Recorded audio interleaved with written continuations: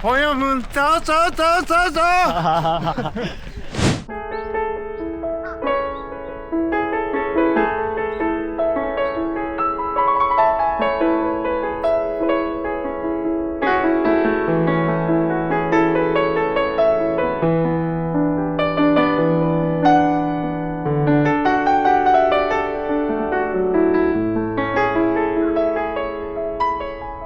嘿，大家伙儿早喽！12月5号星期四清晨，天亮了。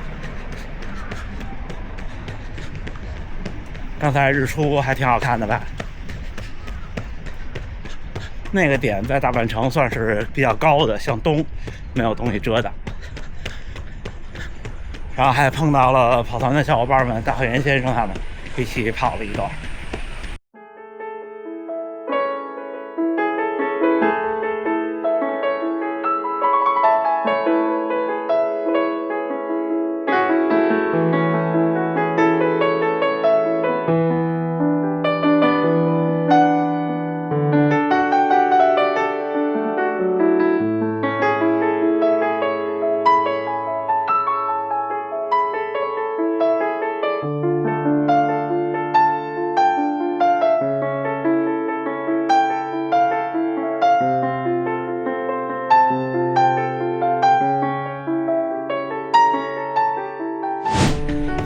今天没有目标，轻松跑。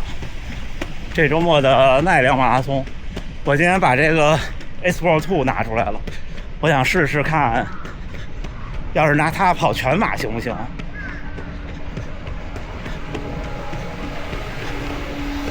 因为虽然这次目标是没有目标轻松跑，但是跟那天那个生病的中的那个东京半马还是不一样。但东京半马跑得太慢了，拿着这没问题，我试试看。因为这次赛道边上有好多好吃的，大根先生跟我说可以每一样都吃一吃，我就这么打算的，每一样都吃一吃。这场穿惊叹3，然后台北想试一试阿迪达斯的 Pro 4，因为是新鞋，不想等穿旧了，还是想穿它跑一次比赛。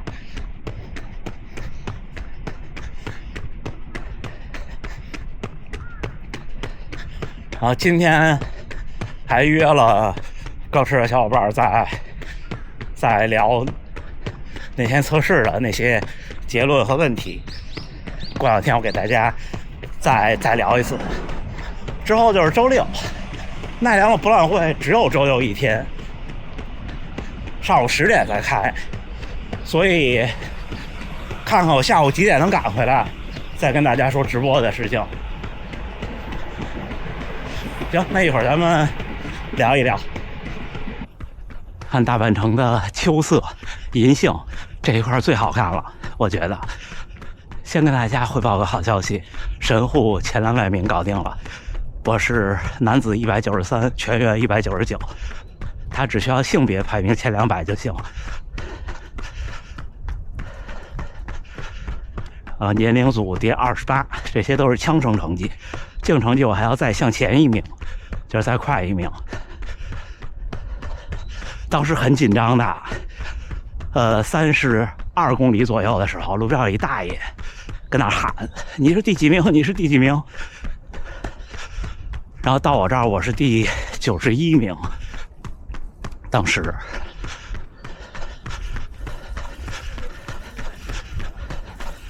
但是当时我觉得掉速了嘛，我就想完蛋，几十个人很快就能超过我。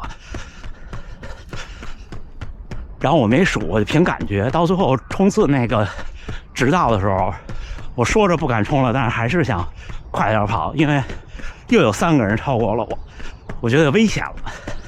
但是最后拿到那个前200名的小饼干，我就踏实了，因为那个是按数来的，就是男女各前200个走过他的人，所以我肯定是至少枪声成绩也是，因为在终点那我照相还耽误了不少时间。但是也很惊险，我再晚一点就没有那小饼干了，那小饼干还挺好吃的。所以明年就能稳定的拿到名额和印着自己名字的号码布了。我已经请教了大黑岩先生，什么都不用做，报名就行。但是还是需要交报名费。这就是神户马拉松。之后小伙伴问能不能是汉字的名字，就是我知道的不一定非常的全面，跟大家分享一下跟跑步没关系的事情。就是外国人在日本如果是长期签证，中国人和韩国人是可以登记汉字姓名的，前提是你的那个字在日本这边的汉字字库里有就可以。要去登记才能算数。然后我刚来就把 RunNet 注册了，还没有做这一步。但是 RunNet 呢又不太好改名字，所以就这样吧。我觉得用拼音名跟护照上也一样，在好多需要人工做的事情的地方，可能还是会更方便一些。不过我改成汉字名也没事儿，因为我那也没有简体跟繁体的区别。明年跟着大阪半马一起的大阪女子国际马拉松，就是参赛资格要求比较高的，就不是面向大众的。我们跑团有5位女士都拿到了资格。上个周末在长居公园好像有一个半马比赛，也是资格赛。就那位特别瘦的女士，1小时24拿到了资格。看后边的比赛就是奈良和台北，都不跑成绩，就轻松跑，以赛代练，当长距离那么练。有补给的长距离还是挺好的。就是这边的比赛报名费都不便宜，那比方说奈良大概是16000日元的样子，挺贵的呢。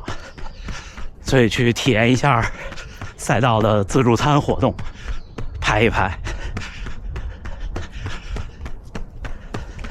看我们跑团那位田中女士，2小时40多的那位，前段时间跑了一个马拉松，后来听大黑先生分享，他前30公里慢慢跑，然后最后10公里加速跑2小时58，我觉得这也挺有意思的。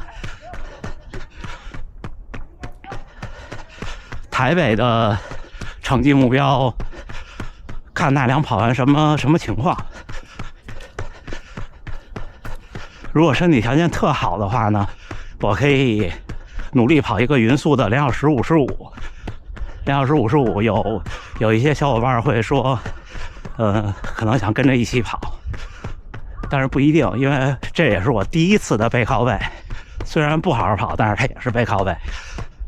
我记得神户回来第2个周的周6，平林先生的早训练，我们跑了一个4分配速的20公里，累得要死要活的。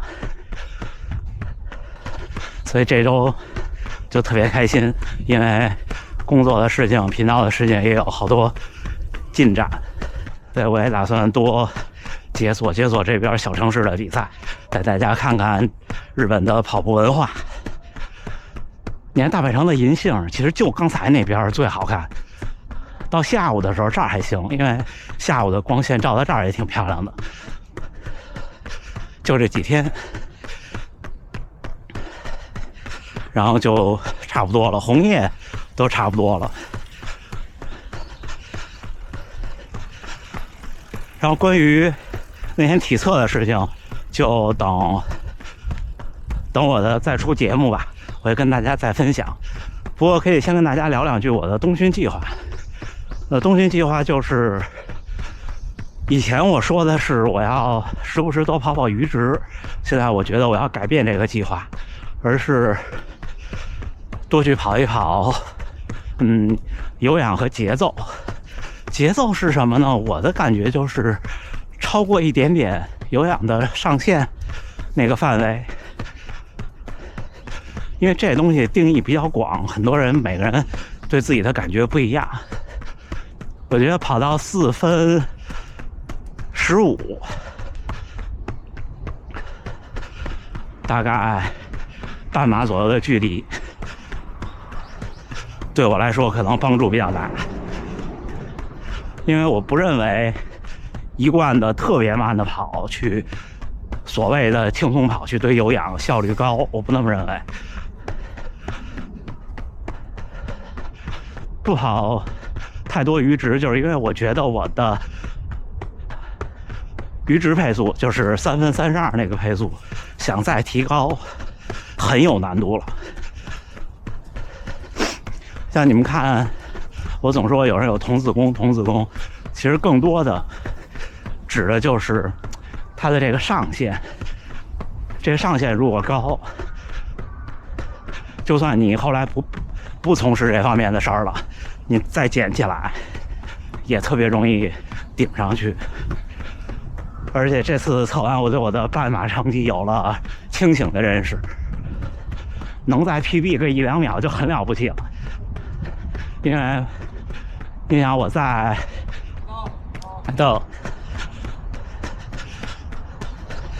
快1秒的配速，那就是3分35，就已经几乎接近了我的阈值配速，那个坚持不住的。我也看我那图表了，一超过那个速度，就严重的就开始不行了，就靠呼吸来看的代谢。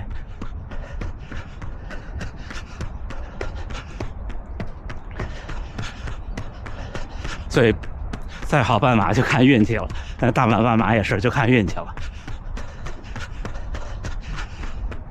全马也是，全马也不心急了。全马也不心急了，因为这个事儿我发现不是心急的事情，是要打基础的事情。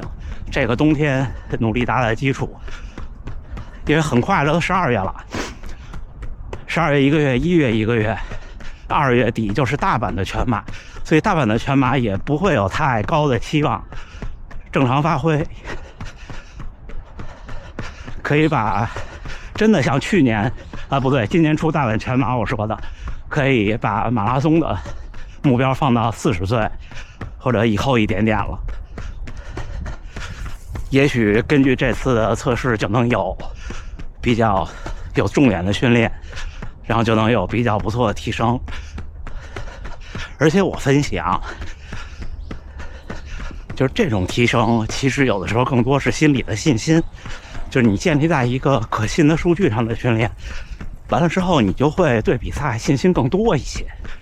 不成熟的体验，每个人性格不一样，至少我是会这么想，所以我也愿意把这些我新学习到的东西分享给大家。